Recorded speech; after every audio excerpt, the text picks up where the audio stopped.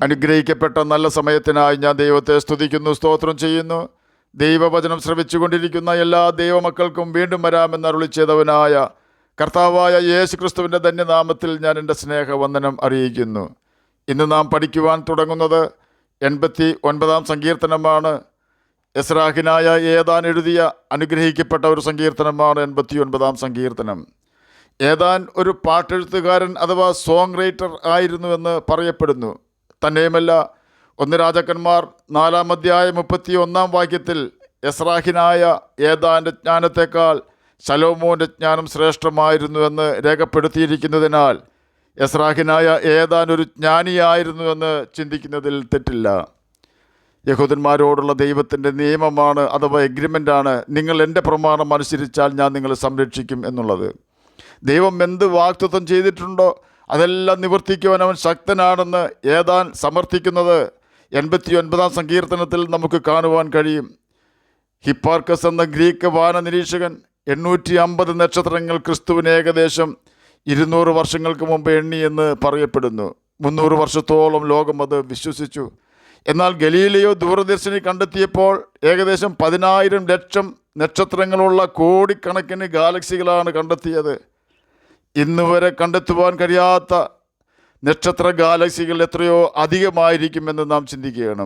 ഇങ്ങനെയുള്ള ചിന്തകളാണ് 89 സങ്കീർത്തനത്തിൽ കൂടി സങ്കീർത്തനക്കാരൻ നമുക്ക് തരുന്നത്. ഈ സങ്കീർത്തനം 2 കാര്യങ്ങൾ പ്രധാനമായി നമ്മോട് ചർച്ച ചെയ്യുന്നു. ഒന്നാമത്തേത് ദൈവത്തിൻ്റെ ശക്തിയും ശ്രേഷ്ഠതയുമാണ്. രണ്ടാമത്തേത് ദൈവസ്നേഹവും ദൈവസ്നേഹത്തിൽ അടങ്ങിയിരിക്കുന്ന ബാലശിക്ഷയുമാണ്. ദൈവത്തിൻ്റെ ശക്തിയും ശ്രേഷ്ഠതയും ഒന്നാമതായി നമുക്ക് പരിശോധിക്കാം. 89 സങ്കീർത്തനം 6 ഇപ്രകാരം രേഖപ്പെടുത്തിയിരിക്കുന്നു: സ്വർഗത്തിൽ യഹോവയോട് സദൃശനായവൻ ആർ? ദേവപുത്രന്മാരിൽ യഹോവയ്ക്ക് തുല്യനായവൻ ആർ?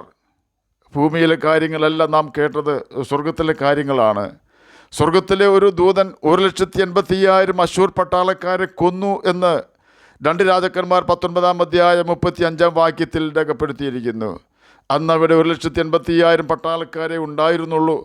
ഭൂമിയിൽ ഇപ്പോൾ ഉള്ളതും 6 ദിവസ യുദ്ധം കൊണ്ട് അറബ് രാജ്യങ്ങളെ മൊത്തം പരാജയപ്പെടുത്തി കിഴക്കൻ ജെറുസലേം ഉൾപ്പെടെ വലിയൊരു ഭൂപ്രദേശം കൈവശമാക്കിയതുമായ അതേ ഇസ്രായേൽ മക്കളെ നശിപ്പിക്കുവാൻ വന്ന ആ കാലത്തെ പ്രഗത്ഭരും ശക്തരുമായ അശ്ശൂർ പട്ടാളക്കാരെയാണ് ഒരു ദൂതൻ ഒറ്റയ്ക്ക് സംഹരിച്ചത്.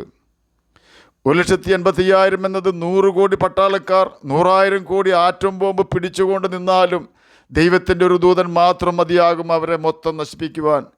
ദൈവത്തിൻ്റെ ചെറിയ ഒരു ദൂതൻ്റെ കഴിവ് നമുക്ക് മനസ്സിലാക്കുവാൻ പറഞ്ഞു എന്നേ ഉള്ളൂ. ആ ദൂതനെപ്പോലെ കോടാനുകോടി ദൂതന്മാർ ദൈവത്തിനുണ്ട്. ആ ദൂതന്മാരിൽ ചിലർ തങ്ങളുടെ വാഴ്ച കാത്തുകൊള്ളാതെ അവരുടെ വാസസ്ഥലം വിട്ടുപോയപ്പോൾ ദൈവം അവർക്ക് വേണ്ടിയും അവരുടെ നേതാവായ ലൂസിഫറിന് വേണ്ടിയും ഒരു സ്ഥലം ഒരുക്കിയിട്ടുണ്ട്. ആ സ്ഥലത്തിൻ്റെ പേരാണ് നരകം എന്ന്. യൂദായുടെ പുസ്തകം 6 പ്രകാരം രേഖപ്പെടുത്തിയിരിക്കുന്നു: തങ്ങളുടെ വാഴ്ച കാത്തുകൊള്ളാതെ സ്വന്തം വാസസ്ഥലം വിട്ടുപോയ ദൂതന്മാരെ മഹാദിവസത്തിൻ്റെ വിധിക്കായി, അഥവാ അന്ത്യ ന്യായവിധിക്കായി എന്നേക്കുമുള്ള ചങ്ങലയിട്ട് അന്ധകാരത്തിന് കീഴിൽ സൂക്ഷിച്ചിരിക്കുന്നു. ഈ ദൂതന്മാർ എല്ലാവരും വീണുപോയ ദൂതന്മാർ എന്ന പേരിലാണ് ബൈബിൾ പഠിപ്പിക്കുന്നത്.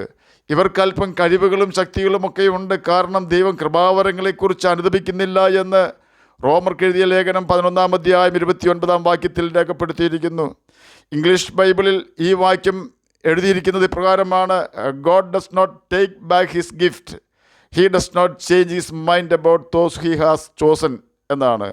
അതുകൊണ്ട് തന്നെ വീണുപോയ ദൂതന്മാരിൽ ദൈവം ദാനമായി കൊടുത്ത കഴിവുകൾ ഇന്നും നിലനിൽക്കുന്നു എന്നതിനാൽ ആ കഴിവ് ഉപയോഗിച്ച് ചില ചപ്പടി വിദ്യകൾ കാണിച്ച് തങ്ങൾ ദൈവങ്ങൾ ആണെന്ന് അവകാശപ്പെട്ട് ഭൂമിയിലെങ്ങും മനുഷ്യരെ ഭയപ്പെടുത്തിക്കൊണ്ട് മനുഷ്യരുടെ ആരാധന കൈവശമാക്കുന്നു. വീണുപോയ ദൂതന്മാരുടെ കഴിവ് നാം കണ്ടു. അശ്ശൂർ പട്ടാളക്കാരെ കൊന്ന ദൂതൻ്റെ കഴിവും നാം കണ്ടു. ഇവർക്കൊക്കെ ഈ കഴിവ് കൊടുത്ത കോടാനുകോടി ദൂതന്മാരെയും എണ്ണിക്കൊടാത്ത അത്ര നക്ഷത്രങ്ങളെയും മനുഷ്യരെയും പ്രപഞ്ചത്തെ സൃഷ്ടിച്ച ദൈവത്തിൻ്റെ ശക്തിയും കഴിവും നമ്മുടെ കൊച്ചു ബുദ്ധിയിൽ ഒതുങ്ങുന്നതല്ല എന്ന് തിരിച്ചറിഞ്ഞതുകൊണ്ടാണ് ദാവീദ് രാജാവ് പറഞ്ഞത്, എൻ്റെ ബുദ്ധിക്കെത്താത്ത വൻ കാര്യങ്ങളിലും അത്ഭുത വിഷയങ്ങളിലും ഞാൻ ഇടപെടുന്നില്ല എന്ന്. 131 സങ്കീർത്തനം 1 വാക്യത്തിൻ്റെ അവസാന ഭാഗത്ത് ഇത് രേഖപ്പെടുത്തിയിരിക്കുന്നു. ദൈവം വിശുദ്ധന്മാരുടെ അഥവാ ദൂതന്മാരുടെ സംഘത്തിൽ ഏറ്റവും ഭയങ്കരനും അവൻ്റെ ചുറ്റുമുള്ള എല്ലാവർക്കും മീതെ ഭയപ്പെടുവാൻ യോഗ്യനുമാകുന്നു. ഇവിടെ ഭയങ്കരൻ എന്ന വാക്കുകൊണ്ട് ഉദ്ദേശിക്കുന്നത് വിശുദ്ധിയിൽ അതിഭയങ്കരൻ എന്നാണ്. മാന്യതയിൽ അതിഭയങ്കരനാണ് ദൈവം. മറ്റുള്ളവരെ സ്നേഹിക്കുന്നതിൽ, പാപികളെ സ്നേഹിക്കുന്നതിൽ അതിഭയങ്കരനാണ് ദൈവം. കരുണ കാണിക്കുന്ന കാര്യത്തിലാണെങ്കിലും, സഹായിക്കുന്ന കാര്യത്തിൽ ആയാലും, ആശ്വസിപ്പിക്കുന്ന കാര്യത്തിൽ ആണെങ്കിലും, സൗഖ്യം കൊടുക്കുന്ന കാര്യത്തിൽ ആണെങ്കിലും ഈ യേശുവിനെ പോലെ അഥവാ യഹോവയാ ദൈവത്തെ പോലെ ഒരുത്തനുമില്ല എന്ന് സാരം. അതാണ് ഭയങ്കരൻ എന്ന വാക്കുകൊണ്ട് നാം അർത്ഥമാക്കേണ്ടത് എന്ന് ഞാൻ ചിന്തിക്കുന്നു. നഹൂം പ്രവചനം 1 അധ്യായം 8 വാക്യത്തിൽ അവസാന ഭാഗത്ത് അവൻ തൻ്റെ ശത്രുക്കൾ അന്ധകാരത്തിൽ പിന്തുടരുന്നുവെന്ന് രേഖപ്പെടുത്തിയിരിക്കുന്നു. യഹോവയ്ക്കെതിരെ പാപം ചെയ്ത് ജീവിക്കുന്നതിൽ സന്തോഷിക്കുന്നവരെ ദൈവം ബുദ്ധി ഉപദേശിക്കുവാനാണ് ഭൂമിയിൽ അനേകം സുവിശേഷകന്മാരെ നിയമിച്ചിരിക്കുന്നത്. കാരണം പാപം മനുഷ്യന് വീണുപോയ ദൂതന്മാരുടെ അവകാശമായ നരകത്തിൽ എത്തിക്കുമാറാക്കുന്നു. അതിൽ നിന്നും ജനത്തെ രക്ഷിക്കുവാൻ ദൈവം ആഗ്രഹിക്കുന്നു. ഇത് ദൈവത്തിൻ്റെ സ്നേഹത്തെ വെളിപ്പെടുത്തുന്നു. ഇനി നാം ചർച്ച ചെയ്യുവാൻ തുടങ്ങുന്നത് ദൈവസ്നേഹത്തെയും അതിലടങ്ങിയിരിക്കുന്ന ബാലശിക്ഷയെയും കുറിച്ചാണ്. നീതിയും ന്യായവും ദയയും വിശ്വസ്തതയും എല്ലാം ദൈവത്തിൻ്റെ ഗുണവിശേഷങ്ങളാണ്. കാന്തത്തിന്മേലിരിക്കുന്ന ഇരുമ്പിന് കാന്തത്തിൻ്റെ ആകർഷിക്കുവാനുള്ള കഴിവ് ഉണ്ടാകുന്നത് പോലെ ദൈവവചനം അനുസരിച്ചുകൊണ്ട് ദൈവസ്നേഹത്തിൽ വസിക്കുന്നവർക്ക് ദൈവത്തിൻ്റെ സ്വഭാവ ഗുണങ്ങളായ നീതി, ന്യായം, ദയ, വിശ്വസ്തത എന്നിവ ഉണ്ടായിരിക്കും. മീൻ വിൽപ്പന നടത്തുന്ന വ്യക്തികളെയും മീൻ കറി വയ്ക്കുവാൻ മീൻ ഒരുക്കുന്നവരെയും സ്വാഭാവികമായും മീനിൻ്റെ മണമുണ്ടാകും എന്നതിന് യാതൊരു സംശയമില്ല. എന്നതുപോലെ തന്നെ മുല്ലപ്പൂ കൈകളിലെടുക്കുന്ന വ്യക്തികളെ മുല്ലപ്പൂവിൻ്റെ മണമുണ്ടാകും. ഇതുപോലെ തന്നെ യേശുവുമായി അടുത്ത് ഇടപെടുന്നവർക്ക് യേശുവിൻ്റെ ഗുണവിശേഷങ്ങൾ ഉണ്ടാകും. സ്നേഹിക്കുവാനും കരുണ കാണിക്കുവാനും സഹായിക്കുവാനും മനസ്സലിവ് കാണിക്കുവാനും യേശുവിന് കഴിഞ്ഞിരുന്നു. അവൻ്റെ വായിൽ നിന്നും ലാവണ്യ വാക്കുകളാണ് പുറത്തു വന്നത്. യേശുവുമായി അടുത്ത് ഇടപെടുമ്പോൾ നിശ്ചയമായും നമ്മിൽ നിന്നും അപ്രകാരമുള്ള സ്വഭാവം വെളിപ്പെടുമെന്നതിന് യാതൊരു സംശയമില്ല. തൻ്റെ ഏകജാതനായ പുത്രനിൽ വിശ്വസിക്കുന്ന ഏവനും നശിച്ചു പോകാതെ നിത്യജീവൻ പ്രാപിക്കേണ്ടതിന് ദൈവം അവന് നൽകുവാൻ തക്കവണ്ണം ലോകത്തെ അഥവാ പാപികളെ സ്നേഹിച്ചു എന്നാണ് യോഹന്നാൻ എഴുതിയ സുവിശേഷം 3 അധ്യായം 16 വാക്യത്തിൽ രേഖപ്പെടുത്തിയിരിക്കുന്നത്. നമ്മുടെ പാപങ്ങൾക്ക് വേണ്ടിയാണ് കർത്താവായ യേശു ക്രിസ്തു ക്രൂശിക്കപ്പെട്ടതും വേദന അനുഭവിച്ചതും നിന്ദിക്കപ്പെട്ടതും അവമാനിക്കപ്പെട്ടതും. അതെന്തുകൊണ്ടാണെന്ന് ചോദിച്ചാൽ നമ്മുടെ പാപവും ശാപവും യേശു തൻ്റെ ശിരസിന്മേൽ ചുമന്നുകൊണ്ട് കാൽവരി ക്രൂശിൽ കയറി യേശുവിനെ എന്തിനു വേണ്ടി ക്രൂശിക്കുന്നുവെന്ന് കൃത്യമായ അറിവ് യഹൂദന്മാർക്കോ പീലാത്തോസിനോ യേശുവിനെ ഉപദ്രവിച്ച റോമൻ പടയാളികൾക്കോ ഉണ്ടായിരുന്നില്ല. മഹാപുരോഹിതന്മാരും പരീശന്മാരും ശാസ്ത്രിമാരും യേശുവിനെ ക്രൂശിക്കുവാൻ ഏൽപ്പിച്ചു കൊടുത്തത് യേശു അവരുടെ പാപങ്ങളിൽ കൂട്ടാളിയാകുവാനോ അവരുടെ ദുഷ്പ്രവൃത്തികൾ അംഗീകരിക്കുവാനോ തയ്യാറാകാതെ അവരെ പരസ്യമായി ശാസിക്കുന്നു എന്നതിനാലും യേശു ചെയ്യുന്ന അത്ഭുത പ്രവൃത്തികൾ ഒന്നും അവർക്ക് ചെയ്യുവാൻ കഴിയാതിരുന്നതിനാലും യേശു അധികാരത്തോടെ ദൈവിക കാര്യങ്ങൾ പ്രസംഗിക്കുന്നത് പോലെ അവർക്ക് കഴിയാത്തതിനാലും യേശു പാപികളെ കൈക്കൊണ്ട് അവരോട് കരുണ കാണിക്കുന്നത് പോലെ കരുണ കാണിക്കുവാനും യേശു സകലരോടും ക്ഷമിക്കുന്നത് പോലെ അവർക്ക് ക്ഷമിക്കുവാൻ കഴിയാത്തതിനാലും ആണ്. തന്നെയുമല്ല, അവർ പറയുകയാണ് ജനമെല്ലാം യേശുവിൻ്റെ പിന്നാലെ പോകുന്നുവെന്ന്. നമുക്കൊന്നും ചെയ്യുവാൻ കഴിയുന്നതുമില്ല എന്നാണ് അവർ പറയുന്നത്. അതിനാൽ യേശുവിനോടുള്ള അസൂയ കൊണ്ടാണ് അവർ യേശുവിനെ ഏൽപ്പിച്ചത് എന്ന് പീലാത്തോസിന് പോലും മനസ്സിലായി. അതുപോലെ തന്നെ യേശുവിൽ ഒരു കുറ്റവും കണ്ടുപിടിക്കുവാൻ പീലാത്തോസിന് കഴിഞ്ഞില്ല. യേശുവിനെ ഉപദ്രവിച്ച റോമൻ പട്ടാളക്കാർക്കും യേശുവിനെതിരെയുള്ള തെറ്റ് എന്താണെന്ന് കണ്ടുപിടിക്കുവാൻ കഴിഞ്ഞില്ല. എന്നാൽ ആ യാഥാർത്ഥ്യം ദൈവാത്മാവിൽ നിറഞ്ഞ ക്രിസ്തുവിന് നൂറ്റാണ്ടുകൾക്ക് മുമ്പ് യെശയ്യാ പ്രവാചകൻ മനസ്സിലാക്കുകയും യെശയ്യാ പ്രവചനം 53 അധ്യായം 5 വാക്യത്തിൽ അത് രേഖപ്പെടുത്തുകയും ചെയ്തു. എന്നാൽ അവൻ നമ്മുടെ അതിക്രമങ്ങൾ നിമിത്തം മുറിവേറ്റും നമ്മുടെ അകൃത്യങ്ങൾ നിമിത്തം തകർന്നും ഇരിക്കുന്നു. നമ്മുടെ സമാധാനത്തിനായുള്ള ശിക്ഷ അവൻ്റെ മേലായി, അവൻ്റെ അടിപ്പിടരുകളാൽ നമുക്ക് സൗഖ്യം വന്നും ഇരിക്കുന്നു. യെശയ്യാ പ്രവചനം 53-ാം അധ്യായം 5-ാം വാക്യമാണ് നാം കേട്ടത്.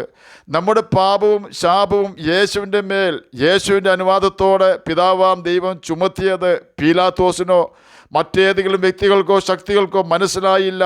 ഈ ലോകത്തിൻ്റെ പ്രഭുക്കന്മാരാരും അത് മനസ്സിലാക്കിയില്ല. അവർ അത് അറിഞ്ഞിരുന്നുവെങ്കിൽ തേജസ്സിൻ്റെ കർത്താവിനെ അവർ ക്രൂശിക്കുകയില്ലായിരുന്നു എന്ന് 1 കൊരിന്ത്യർക്ക് എഴുതിയ ലേഖനം 2-ാം അധ്യായം 8-ാം വാക്യത്തിൽ രേഖപ്പെടുത്തിയിരിക്കുന്നു. ദൈവത്തിൻ്റെ സ്നേഹം കാൽവരി ക്രൂശിൽ നമുക്ക് കാണുവാൻ കഴിയും. നിത്യനരകത്തിൽ നിന്നുള്ള നമ്മുടെ ആത്മാവിൻ്റെ രക്ഷയ്ക്ക് വേണ്ടിയായിരുന്നു ഗത്സമന മുതൽ കാൽവരി ക്രൂശ് വരെ യേശു അനുഭവിച്ച വ്യതയും വ്യസനവും നിന്ദയും എല്ലാം. അതിന് കാരണം നമ്മുടെ പാപത്തിൻ്റെ ഫലമായി ഉണ്ടായ ശാപവുമായിരുന്നു എന്ന് പൂർണ്ണ തോതിൽ നാം മനസ്സിലാക്കുമ്പോൾ ദൈവത്തിൻ്റെ സ്നേഹത്തിൻ്റെ ആഴം നമുക്ക് പൂർണ്ണ തോതിൽ ഗ്രഹിക്കുവാൻ കഴിയൂ. അവൻ നമുക്ക് വേണ്ടി കാൽവരി ക്രൂശിൽ തകർക്കപ്പെട്ടു, മരിച്ച് അടക്കപ്പെട്ട് 3-ാം ദിവസം ഉയർത്തെഴുന്നേറ്റു. നമ്മുടെ മരണശേഷം യേശു നമുക്ക് വേണ്ടി സഹിച്ച കഷ്ടത, ദൈവത്തിൻ്റെ ആ സ്നേഹം പൂർണ്ണ തോതിൽ നാം ഗ്രഹിക്കും. നരകത്തിൽ പോകുന്നവരാണെങ്കിലും സ്വർഗത്തിൽ പോകുന്നവരാണെങ്കിലും ദൈവത്തിൻ്റെ സ്നേഹം പൂർണ്ണമായി ഗ്രഹിക്കുമെന്നതിന് യാതൊരു സംശയമില്ല. നരകത്തിലെ ചൂടിനേക്കാളും നരകത്തിലെ വേദനയേക്കാളും സ്വസ്ഥതയില്ലായ്മയേക്കാളും അവിടെ ചെന്നെത്തുന്ന ആത്മാക്കൾ വേദനിക്കുന്നത് ദൈവം ഒരുക്കി ഇത്ര വലിയ രക്ഷ നിസാര സുഖങ്ങൾക്ക് വേണ്ടി നഷ്ടമാക്കിയല്ലോ എന്നോർത്തായിരിക്കുമെന്ന് ഞാൻ ചിന്തിക്കുന്നു. ദൈവസ്നേഹത്തിനോടൊപ്പം ദൈവത്തിൻ്റെ ബാലശിക്ഷയുമുണ്ടെന്ന് നാം മുൻപ് കേട്ടു. കർത്താവ് താൻ സ്നേഹിക്കുന്നവനെ ശിക്ഷിക്കുന്നു, താൻ കൈക്കൊള്ളുന്ന ഏതു മകനെയും തല്ലുന്നു. എങ്ങനെ മക്കളോടെന്ന പോലെ നിങ്ങളോട് സമ്മാദിക്കുന്ന പ്രബോധനം നിങ്ങൾ മറന്നു കളഞ്ഞുവോ എന്ന് എബ്രായർക്കെഴുതിയ ലേഖനം 12-ാം അധ്യായം 6-ാം വാക്യത്തിൽ രേഖപ്പെടുത്തിയിരിക്കുന്നു. ദൈവസ്നേഹത്തിലുള്ള ശിക്ഷ ചിലപ്പോൾ രോഗമായോ ക്ഷീണമായോ ഒക്കെ വെളിപ്പെട്ടേക്കാം. എന്നാൽ ഇയ്യോബിൻ്റെ മുഖത്തെ ആദരിച്ച കർത്താവ് എന്നെ കേൾക്കുന്ന പ്രിയ ദൈവമകനെ ദൈവമകളെ നമ്മെ ആദരിക്കാതിരിക്കുകയില്ല. അവൻ നമ്മെ വിടുവിക്കും, അവൻ നമ്മെ സഹായിക്കും. കാരണം അവൻ വിശ്വസ്തനും നീതിമാനും വാക്കു മാറാത്തവനുമാണ്. ശക്തനും ശ്രേഷ്ഠനും ഭൂരാജാക്കന്മാർക്ക് അധിപതിയും ഉയർന്നിരിക്കുന്നവനും ശാശ്വതവാസിയുമായ യേശു ഇന്നും നമ്മുടെ സ്നേഹിതനാണ്. അവൻ്റെ ജീവനേക്കാൾ ഉപരി നമ്മെ സ്നേഹിച്ചവനാണ് കർത്താവായ യേശു ക്രിസ്തു. അവൻ്റെ സ്നേഹത്തെ നാം സ്വീകരിക്കണമെങ്കിൽ നാം അവൻ്റെ വചനം അനുസരിച്ചുകൊണ്ട് അവനെ സ്നേഹിക്കണം. യേശുവിൻ്റെ കൽപ്പനകൾ നമുക്ക് അനുസരിക്കുവാൻ കഴിയണമെങ്കിൽ സകല ദുർമാർഗത്തിൽ നിന്നും നമ്മുടെ കാലുകൾ വിലക്കണമെന്ന് 119-ാം സങ്കീർത്തനം 101-ാം വാക്യത്തിൽ നമുക്ക് ബുദ്ധിപദേശം തരുന്നു. തന്നെയുമല്ല പാപത്തോട് പോരാടി നാം ജയിക്കേണ്ടതും അത്യാവശ്യമാണ്. എന്നാൽ നിശ്ചയമായും നമുക്ക് യേശുവിൻ്റെ സ്നേഹത്തിൽ വസിക്കുവാനും സമാധാന ജീവിതം നയിക്കുവാനും യേശു നമ്മെ ശക്തരാക്കും. യേശു സമാധാന പ്രഭുവാണ്. അവൻ നമ്മെ ആശ്വസിപ്പിക്കും, അവൻ നമ്മെ സഹായിക്കും, അവൻ നമ്മെ വിടുവിക്കും. ആകയാൽ ദൈവവചനമായ ബൈബിൾ വായിക്കുകയും അനുസരിക്കുകയും ചെയ്തുകൊണ്ട് നമുക്ക് യേശുവിൻ്റെ സ്നേഹത്തിൽ വസിക്കുകയും നിത്യജീവന അവകാശികളായി തീരുകയും ചെയ്യാം. അതിന് കർത്താവ് നമ്മെ സഹായിക്കട്ടെ എന്ന് പ്രാർത്ഥിച്ചുകൊണ്ട് ഞാൻ എൻ്റെ വാക്കുകളിൽ നിന്ന് വിരമിക്കുന്നു. നമുക്ക് പ്രാർത്ഥിക്കാം. ഞങ്ങളെ സ്നേഹിക്കുന്ന സ്വർഗീയ പിതാവേ, നല്ല വചനത്തിനായി ഇങ്ങനെ സ്തുതിക്കുന്നു, സ്തോത്രം ചെയ്യുന്നു. എന്നെ കേൾക്കുന്ന ഏതെങ്കിലും പ്രിയപ്പെട്ടവർ സമാധാനമില്ലാതെയായിരിക്കുന്നെങ്കിൽ അങ്ങ് അവർക്ക് സമാധാനം കൊടുക്കണമേ. അങ്ങയുടെ വചനം വായിക്കുവാനും ഗ്രഹിക്കുവാനും അതിന് പ്രകാരം ജീവിക്കുവാനും അടിയനെ കേൾക്കുന്ന അങ്ങയുടെ കുഞ്ഞുങ്ങളെ സഹായിക്കണമേ. നിത്യജീവന അവകാശികളായ തീരുവാൻ തക്കവണ്ണം അങ്ങയുടെ വചനം അനുസരിച്ചുകൊണ്ട് അങ്ങയെ സ്നേഹിപ്പാൻ വേണ്ട ദൈവകൃപ അടിയനെ കേൾക്കുന്ന അങ്ങയുടെ മക്കൾക്കും തന്ന് സഹായിക്കണമേ. പഠിക്കുന്ന കുഞ്ഞുങ്ങൾക്ക് പഠിക്കുവാനുള്ള ബുദ്ധിയും ജ്ഞാനവും ഓർമ്മശക്തിയും കൊടുക്കണമേ. പ്രാർത്ഥന കേട്ടതിനായി സ്തോത്രം, യേശുവിൻ്റെ നാമത്തിൽ തന്നെ ആമേൻ. കർത്താവ് എല്ലാവരെയും അനുഗ്രഹിക്കട്ടെ. സ്തോത്രം.